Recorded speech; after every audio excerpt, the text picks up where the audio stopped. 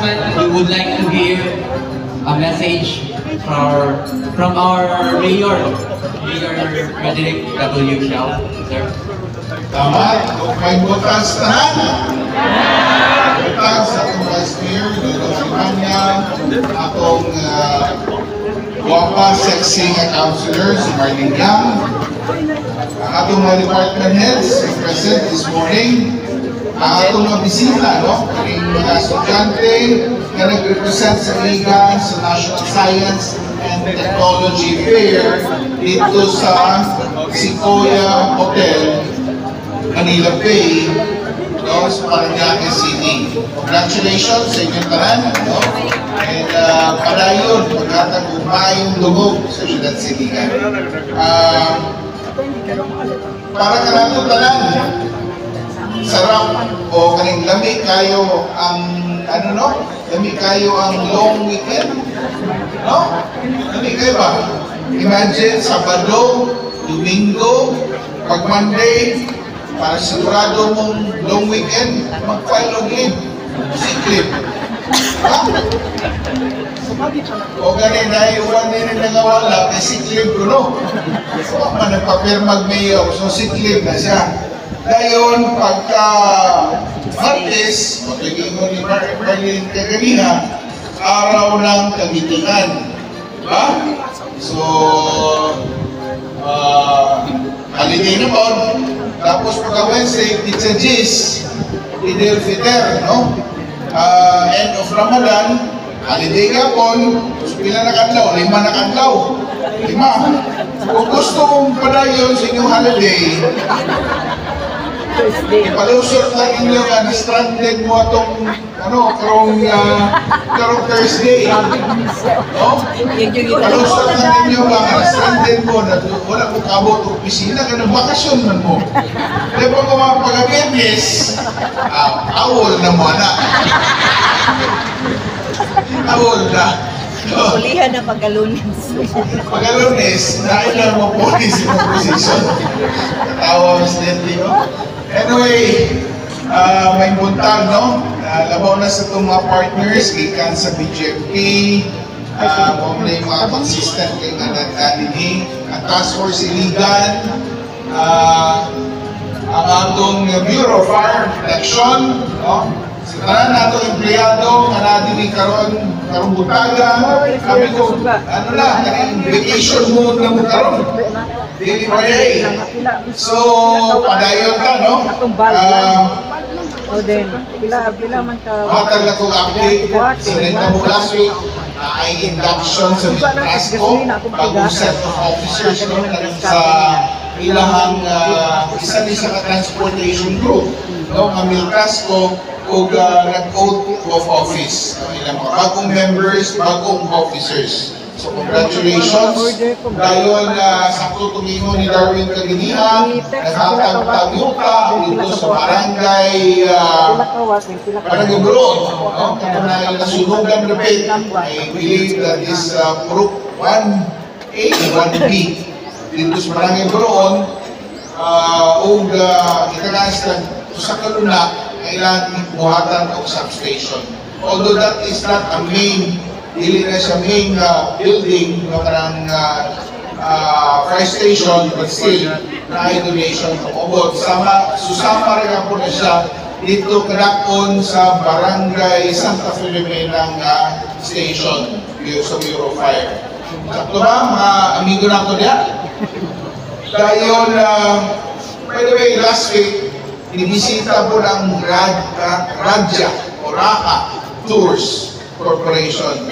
Kung manumduman na ito, growing up, di ba mo yung mga sikat ng mga tour agencies, mo na sila magdala o mga daghang bisita sa Pilipinas, karoon nilang target ang Region 10. So umabot ng mga bulan na sila mga bisita ng ikan sa Amerika, mga 500 gabong individuals. Kailan danon din sa Iligan for 1 day.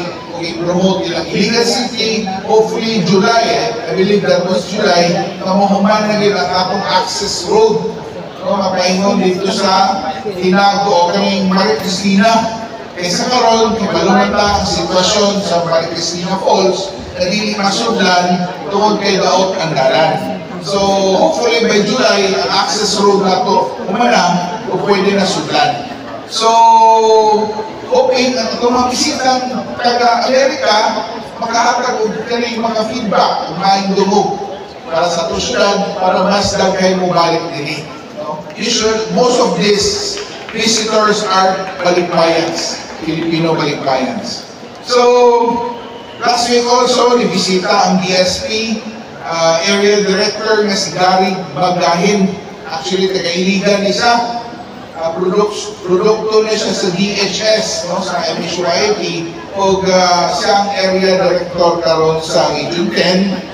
O naasa din niya itong last week, tungod itong tawag na piso caravan. O piso caravan na mga dilapidated ng mga bills, mga coins, na ilang ikolekta, ipagilisan nila. Hopefully successful, no? Hopefully nagkain mga karaang kwarta na ilang ipagilisan para ma-circulate o payo, mabalik sa circulation. Also last week, we test na opening program sa training, no? Training induction program. Wherein, I believe, mga 200 kapin ang mga participants ni Salmo kapil sa mga programa. Ika na sa budget for the city of Iligan o ihatag na sa TESDA national. So,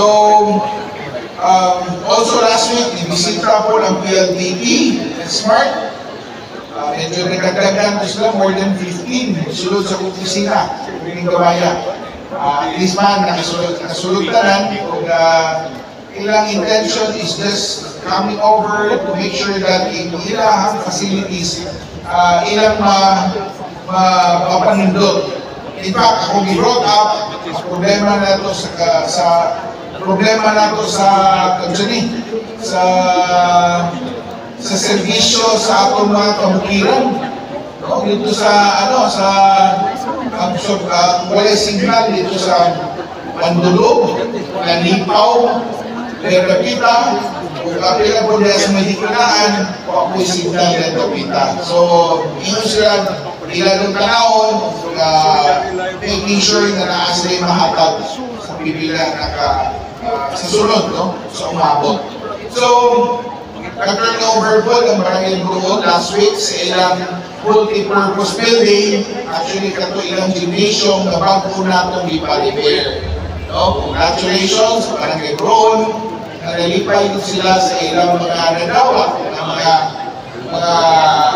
programa o mga projects ilang sa local government of Iligan. So, also last week, ito nakasas kong mga activities. Ako pumitanaw dito sa may Cruzaluma farm, yan sa may barangay Santa Filomena. Actually, sa Bato, iwalang iyon. Dito sila nag-decomposting sa mga food waste, mga vegetable waste na ginakolekta nila sa merkado o ilang ginabutangan o Ecoterra biofertilizer to convert the waste into fertilizers. So, medyo, kita na itong mga technology karon. Hindi lang ay pwede isayang na lang ang mga basura dito sa merkado, but pwede pa rin na ito ipang-convert into fertilizers. And also last Friday, for the information of everyone, daghan ko kasi balik-balik og storya na kita na plano na mag-PPP. Actually, to tell you honestly, pero PPP, usala sa mga avenue na atong nitanaw. Diba?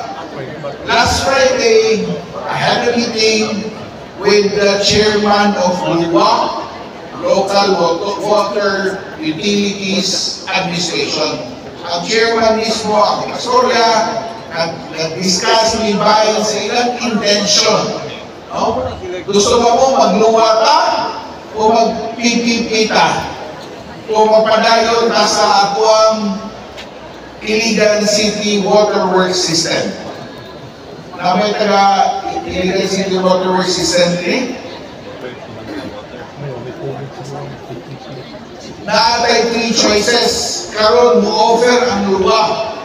For information, next week, maniyang tagaluwa, tanaw nila kung sa'yo pwede nilang matabang sa syudad Siligan.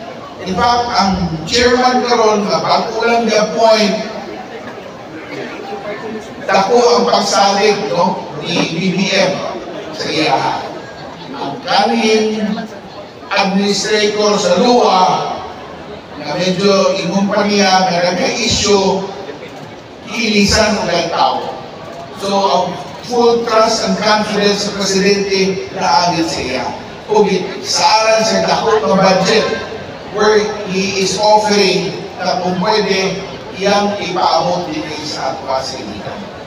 Tutugtan na nila, ako tanawon, paputangon na itong kanawan, kung si gusto, ako ka, basi ka ng mga detractors, hindi ka ng PPP, kahit kasaway sa ICWS, kahit luwa, di ka pumirahan. Ako ka, pusigirahan nila. No? Kaya kung mga taga-gobyerno, kapila ko niya, hindi ka magpasaway. No? Ibalik sa bumuna-una karon, isaway na yung mong ante. Diba? Ante maglambay. Ano na daw, kung galing basura? Si Maggie ba ito, Maggie? Sila opisina? Asas Maggie, wala. Anyway, kanang basura, hindi na idaog, no? After you collect that, ano na ilabay sa saktong proseso. Hindi na sila mga kauban diretso, kaya nga naupod. Basi din yung plastic dito, masaya. Kaya may makadaot sa atong environment. So that's why, ang balaod karon ginagili na ang pagdaog sa mga basura. Kasi ang mga old practices nato, iginato na makantang dayon, kung hindi mawala dayon, kaya usahay, hindi na ito mablame, no? Nagapon ka, ang una-una, nagapon niya, on those losses na hindi na pwede. Anyway, luwa, next week, ako lang binlan si Jimmy Sato Ini na kinanglan ma-entertain o mapakita kung sino na sinigan o kung sa mga nilang i-offer po nilang taraw. But initially, nag-mention siya, isili ang 20 million na daw pagpadagan, pag-initiate lang sa programa sa luwa, ilang mahatag. Saan siya every year, mag-allot siya budget for illegal city until ma-stabilize, ma-stable ang opisina sa water district.